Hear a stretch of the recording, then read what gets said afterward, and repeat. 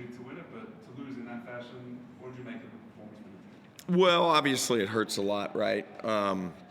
Number one, I got to congratulate Gorge on 850 games and, what a career and everything he's done. So it's a hell of an accomplishment. It's a long time, and he's does a hell of a job. So, for us, I think every day is a learning day. I think that there's a ton of really, really positives. That's probably the one team that came to Adelaide and beat us, in Adelaide, and we're trying to learn how to change and win in real time.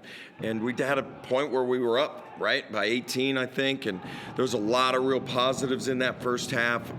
We had way more minutes today, just playing a little bit smaller lineup and being kind of in a small ball lineup than we have been all year because of Nick being out. And I think it's still, you never want to take an L. But I think that the learning process with our group, we functioned pretty well at times, and then I think that their pressure ramped up. You give them credit. They're a big physical team.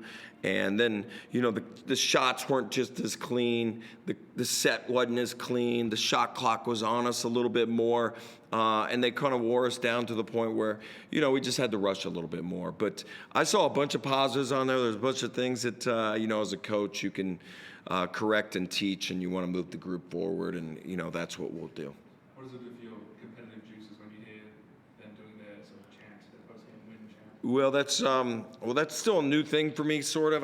The post-game song, in my NBA life, that's probably not a thing at all. But I totally get it. I understand it. We have ours, and we do our deal, and I know that they can hear us in the visitors' locker room when we do it, and it's part of the celebration. I think it's a really hard league, and you do need to celebrate wins. Unfortunately, we're not celebrating tonight. But we've had a hell of a first part of the year.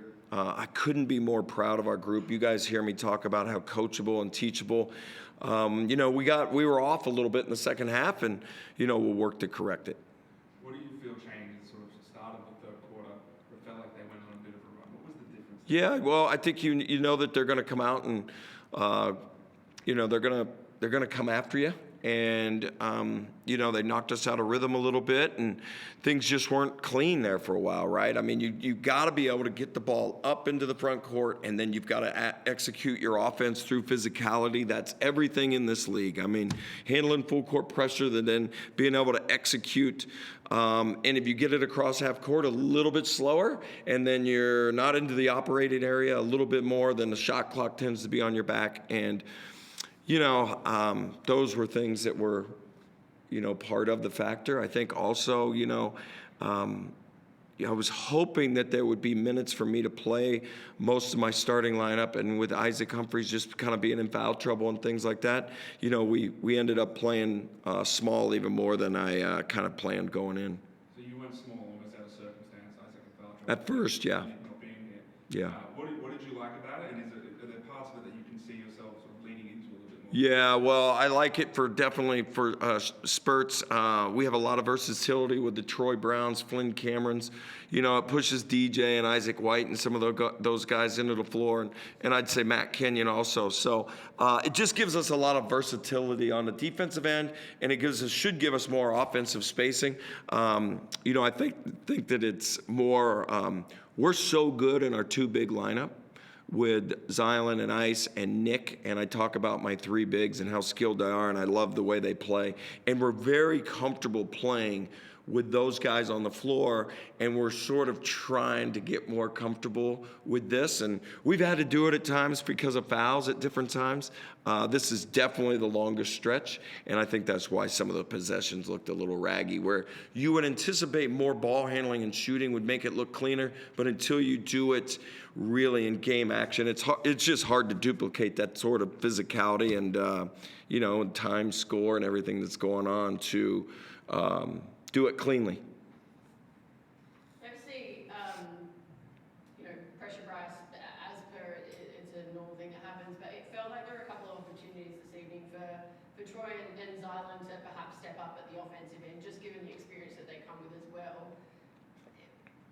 Were is that something that you would like to see, or how do you get more out of those guys when, you know, the stars are being locked down? Yeah, that's part of still. We're still probably in a little bit of a growth stage. I think we're pretty comfortable playing with Flynn.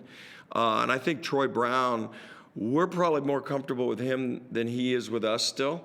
And I think that he's still sort of trying to pick and choose when he sort of puts his imprint on the game and when not. And, you know, his biggest supporter is Bryce Cotton. Bryce is always telling me, like, you got to go. You got to take the open shot. And I think those things will, will eventually work out. We're still sort of figuring out, the offensive pieces and how that works. And, today, like, there was just opportunities, it felt like, right there, but we were just a little bit out of sync in that second half. And you give them credit for their length and their athleticism and their pressure to try to change the pace of the game. And, I would love for us to set and be able to play downhill a little bit more, but it didn't happen.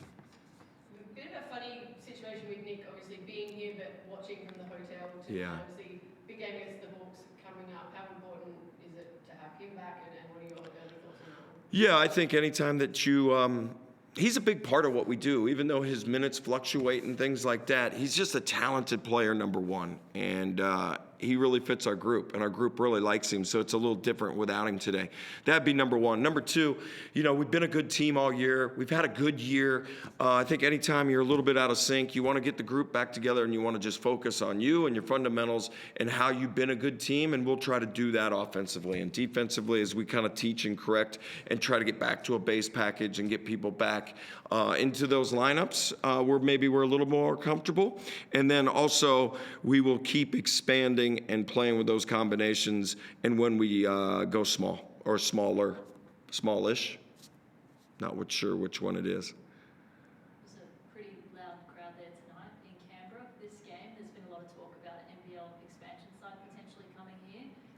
Did that atmosphere tell you that Canberra certainly deserves and would like to be one of those licensed teams? Well, I mean, I just think it's a fantastic league. I'm behind whatever the league thinks is the right direction. From a competitive side, it would be great to have more teams. We came here for the Blitz. It was great. Weather was better this time, a little warmer.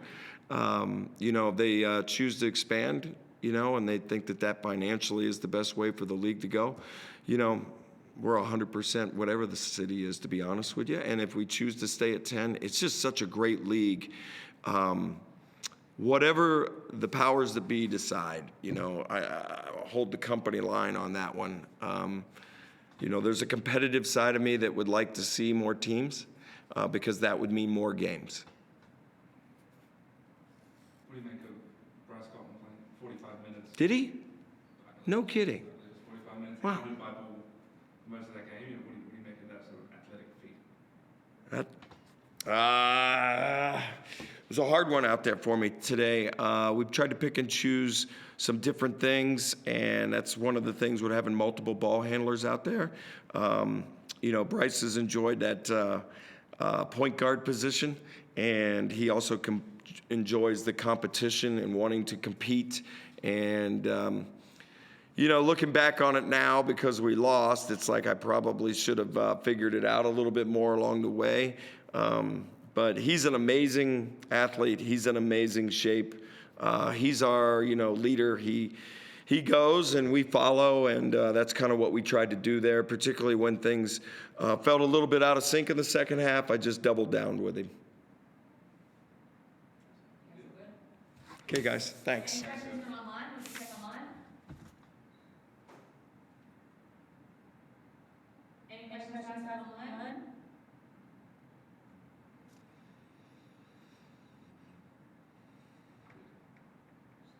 No, we're all good.